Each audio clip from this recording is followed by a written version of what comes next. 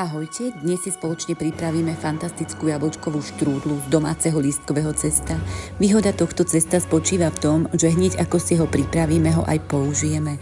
Na prípravu budeme potrebovať maslo, ktoré nakráme na menšie kusky, vložíme ho do robota, pridáme k nemu 50 g hrubej múky, neustále miešame, osolíme, pridáme 1 vaječný žltok, stále sa cesto mieša v robotkovi a pridávame ďalšie suroviny.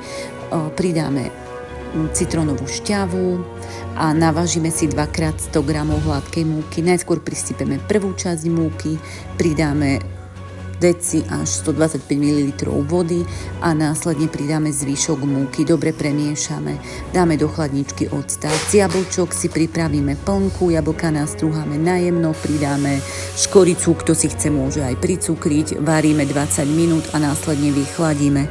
Cesto si rozvalkáme na doske, niekoľkokrát ho rozvalkáme a opätovne poskladáme.